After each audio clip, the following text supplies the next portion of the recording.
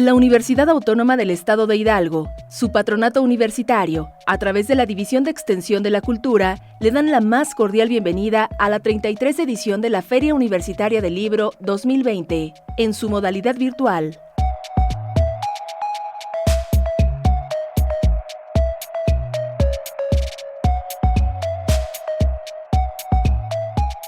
Hola, buenas tardes. Mi nombre es Arturo Vergara Hernández. Soy profesor investigador en el Instituto de Artes de la Universidad Autónoma del Estado de Hidalgo desde el año 2003. En esta ocasión vengo a presentar mi última publicación, el libro Las artesanías tradicionales del Estado de Hidalgo, que fue publicado por esta casa de estudios el año pasado, exactamente hace un año, en el mes de agosto de 2019. Las artesanías tradicionales del Estado de Hidalgo es una visión panorámica del fenómeno artesanal en nuestro estado, y este trabajo inició en el año de 1991, cuando yo laboraba como investigador en la Subdirección de Registro de Patrimonio Cultural del entonces Instituto Hidalguense de la Cultura. Se conformó un equipo de trabajo mediante el cual se elaboró el Catálogo del Patrimonio Cultural del Estado de Hidalgo, que fue publicado en 8 tomos a lo largo de 4 años, desde 1992 hasta fines de la década de los 90. Este catálogo del patrimonio cultural incluyó varias secciones: una sección de arqueología, una sección de monumentos históricos y una sección de artesanías, que fue la que yo realicé. Se recorrieron los 84 municipios del estado de Hidalgo durante 3 años y se fueron publicando 8 libros, más o menos un año entre cada uno de ellos, y estos libros reflejaban las regiones del estado de Hidalgo. De esta manera tuve la oportunidad de recorrer los 84 municipios hidalguenses, no solamente las cabeceras municipales, sino de hecho entramos a las comunidades alejadas, a los rincones de cada municipio donde existiera algún tipo de elemento de la cultura que fuera digno de ser registrado y catalogado. Estos libros se distribuyeron a la red de bibliotecas públicas del estado de Hidalgo, y bueno, como fue una producción que se hizo a lo largo de varios años, pocas personas, muy pocas, conservan la colección completa. Y bueno, yo continué visitando los sitios de artesanía, de arte popular que más me llamaron la atención y con los que tuve la oportunidad de entablar algún tipo de relación personal con los artesanos. Y conforme pasaron los años, a partir de la década de los 90 hasta la actualidad, pues seguí nutriendo de información este libro, que finalmente fue publicado el año pasado. Y llamo artesanías tradicionales porque precisamente mi intención era rescatar, documentar, dejar un testimonio escrito, fotográfico, personal, de las artesanías que tuvieron un ciclo de vida de probablemente cientos de años, incluso podemos hablar de miles de años en algunos casos, como lo voy a explicar más adelante. Tener una fotografía completa de las artesanías actuales pues es complicado, porque algunas aparecen y desaparecen y más bien se ubican en el terreno de las manualidades. En cambio, las artesanías son productos del quehacer humano que tienen un gran arraigo, que responden a problemáticas locales generalmente, de la historia local, de la naturaleza, del perfil social de los productores, etc. Y entonces se pueden sacar, digamos, estas artesanías que considero que fueron muy importantes, y algunas lo siguen siendo. El estado de Hidalgo se puede dividir geográficamente hablando en 10 regiones geoculturales: la Sierra, la Huasteca, la Sierra Baja, la Sierra Alta, el Valle del Mezquital, el Valle de Tulancingo, la Altiplanicie Pulquera, la Cuenca de México, y cada una de estas regiones evidentemente tiene particularidades geográficas y naturales, pero también culturales, y eso, bueno, define cada una de las artesanías que son descritas en este trabajo. Por esa razón es que se utilizó ese criterio principalmente para la organización y la presentación del material. Primero por región geocultural y posteriormente por materia prima. De esta manera, bueno, se organiza el trabajo, se presenta, se facilita la consulta para los interesados en el tema, que pueden ser estudiantes, pueden ser investigadores, etnógrafos, antropólogos, etcétera, etcétera, para que pueda ser consultada. Cada región del estado de Hidalgo es distinta. Por ejemplo, la Huasteca que Hidalgo comparte con los estados de San Luis Potosí, Veracruz, una parte de Puebla, una pequeña parte de Querétaro también, presenta una diversidad de paisajes y de naturaleza que contrastan, por ejemplo, con la que podemos observar en la altiplanicie pulquera, que también es muy característica del estado de Hidalgo. Otro factor importante que se toma en cuenta para el caso de las artesanías es el de los grupos étnicos, porque son ellos los que principalmente han mantenido estas tradiciones. En Hidalgo encontramos nahuas en la zona norte, en la zona huasteca. Hay algunas regiones en Acasochitlán también, donde existe población nahua, y en la sierra. Los otomíes ocupan principalmente el Valle del Mezquital, pero también tenemos otomíes serranos en lo que se conoce como la Sierra Tepehua o Sierra Otomí Tepehua, donde en los municipios de Terango de Doria,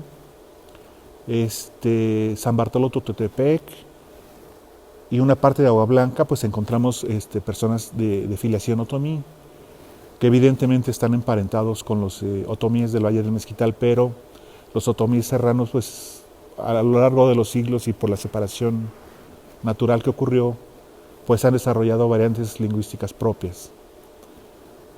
Tenemos una pequeña población tepehua, también en la Sierra Oriental, específicamente en el municipio de Huehuetla, y teníamos hasta hace algunos años población chichimeca Pame, principalmente Pame, tal vez Jonás, pero los Jonases pues ya tendrá más de un siglo que desaparecieron del estado de Hidalgo. Y cada uno de estos grupos indígenas pues ha dejado su impronta en el arte, en la cultura, en las tradiciones, en la gastronomía y particularmente en las artesanías. Esto no significa que en las zonas semiurbanas, urbanas, también existan tradiciones artesanales, y estas se mencionan en el libro. Más adelante iré mencionando algunas de las más importantes. Otro aspecto a considerar es que el estado de Hidalgo hasta la fecha sigue siendo un estado más rural que urbano. Tenemos muchísimas comunidades pequeñas distribuidas en el territorio, algunas de ellas de más de 1000 habitantes. Y bueno, lo que yo encontré es que precisamente esta condición de aislamiento es la que ha hecho que pervivan las manufacturas tradicionales. ¿A qué me refiero? Bueno, al hecho, por ejemplo, de que si en una comunidad no existe una red de agua potable, pues la gente tendrá que acarrear su agua para su consumo cotidiano en ollas de barro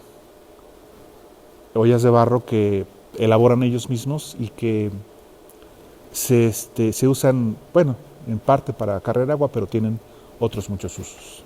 De igual manera, por ejemplo, en comunidades donde no existen redes de luz eléctrica, se usan mucho las velas de cera de abeja, velas de parafina, y estas son elaboradas por los propios pobladores.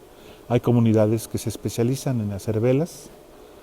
Hablando de las velas, bueno, por ejemplo, también tienen un uso ritual, se utilizan mucho en la fiesta de Chantolo.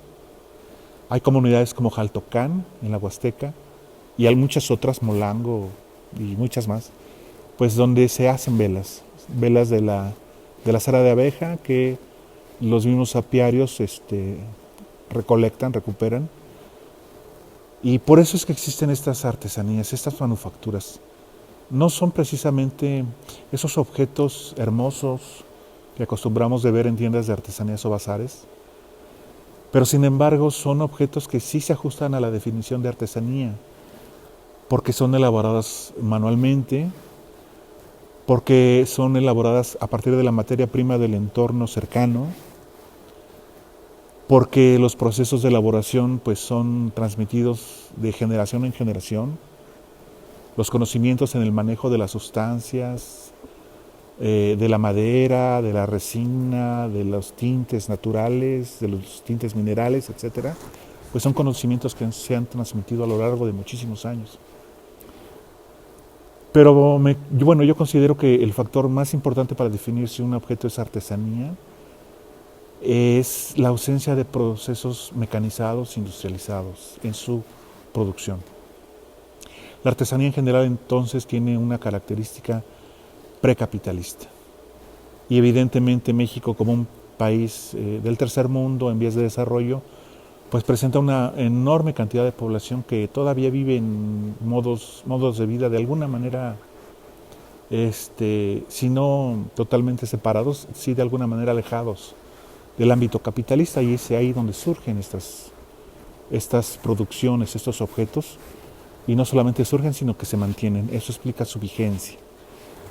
Evidentemente también existen piezas que más bien son consideradas arte popular, al mismo tiempo son artesanías, que sí van a dar a los museos, a los bazares, a las tiendas de artesanías, y Hidalgo, conserva y contiene muchos ejemplos destacados a nivel nacional. No puedo mencionar todos, se me escapan en este momento, pero ¿quién no conoce, por ejemplo, los bordados tenangos? Estos bordados multicolores hechos a mano, bordados a mano, que surgieron en la Sierra Oriental, en el municipio de Tenango de Doria, que probablemente tienen su origen en las figuras que los brujos y chamanes otomíes hasta la fecha realizan en ceremonias de origen prehispánico, que se realizan en cerros, en cuevas, y que se hacen para propiciar la lluvia, para propiciar las buenas cosechas, para realizar curaciones de personas. Estas figuras se hacen, en este caso, de papel amate, se pintan y tienen más bien una función ritual, mágica, aunque también las podemos ver que se comercializan como eso, como artesanías. Probablemente los bordados de Tenango tienen su origen en estas tradiciones muy ancestrales, pero también se dice que los bordados de Tenango pueden originarse a partir de la existencia de pinturas rupestres que existen en el municipio de Tenango de Doria. El hecho es que en la actualidad son muchas las comunidades de esta región, muchas las personas que se dedican a bordar. Es una artesanía que ha trascendido fronteras, incluso es una artesanía que ha tenido que enfrentar el plagio que algunas marcas comerciales han intentado hacer. Y en este sentido se ha hecho una defensa a través de las organizaciones de cultura, a través de las organizaciones de la sociedad civil, pues para defender los derechos autorales de los artesanos. Que en el caso de los bordados, por ejemplo, es interesante. Los que tienen, digamos, el don más artístico es la persona que pinta la tela, y las que bordan, su contribución es más bien la combinación de colores, porque quien pinta hace un gran volumen de mantas pintadas que revende a las bordadoras, y las bordadoras lo que hacen es comprar hilos y dedicarse a rellenar estas telas pintadas, pero insisto que ellas también tienen su mérito por la combinación de colores, que es una característica importante de los bordados de Tenango. Hay otra artesanía que yo quisiera mencionar en este momento, es el caso de la alfarería de Chililico, que ocupa la portada del libro. En el estado de Hidalgo hay infinidad de comunidades donde se hacen objetos de barro para autoconsumo, para transportar agua, como dije hace rato, de los manantiales a las casas, para almacenar el agua, para conservarla fresca, para cocer frijoles, para cocer tamales, etcétera, etcétera, de muchas calidades. Pero la alfarería de Chililico tiene una serie de características que la hacen muy especial. Por ejemplo, el decorado, como podemos ver, se hace no con pintura, sino con tierras. Es decir, son tierras de diferentes colores que se combinan con algún aglutinante que se aplican al objeto cuando está en proceso de manufactura. Generalmente lo que se utiliza es un pincel con pluma de gallina, y después se pasan al horno las piezas, y por tratarse la pieza así de barro y la pintura también de alguna manera de barro porque es tierra, pues la pintura se fija a la vasija durante la cocción y bueno, es imposible que se caiga. Entonces los artesanos de Chilírico no recurren a pintura comercial. Toda su producción se basa exclusivamente en lo que pueden obtener ellos de su entorno natural inmediato. Ese es un aspecto muy interesante de la alfarería de Chilírico, pero hay otro. La alfarería de Chilírico es una supervivencia prehispánica y no es la única que existe en el estado de Hidalgo, hay varias, pero esta es una de las interesantes. ¿Cómo se sabe esto? Se sabe porque en contexto arqueológico se han encontrado las mismas herramientas que los alfareros actualmente utilizan. Un pulidor, un torno rústico, un aplanador que las alfareras de Chilírico utilizan, exactamente las mismas piezas. Se llama Tamascoyanti, Atemimile, y no recuerdo en este momento el otro. Se han encontrado en contexto arqueológico, es decir, en excavaciones de pirámides que han hecho los arqueólogos. Y esto significa simple y llanamente que la misma tecnología que se utiliza en la actualidad se ha utilizado desde la época prehispánica. De hecho, bueno, los artesanos de Chilírico generalmente son nahuas monolingües. Su producción es muy famosa, es muy bella. También tiene un carácter ritual. Se utiliza en el chantolo, por ejemplo, igual que las velas, como mencioné hace rato. Y en la víspera del chantolo podemos ver en el mercado de Huejutla un arcoíris de ollas de barro en la plaza principal porque son utilizadas para el chantolo. Otro rubro de artesanías prehispánicas lo encontramos del otro lado del estado, en el Valle del Mezquital. Se trata de los tejidos de fibras duras, principalmente el ayate, pero también se hacen costales y lazos con la fibra de la lechuguilla y del maguey.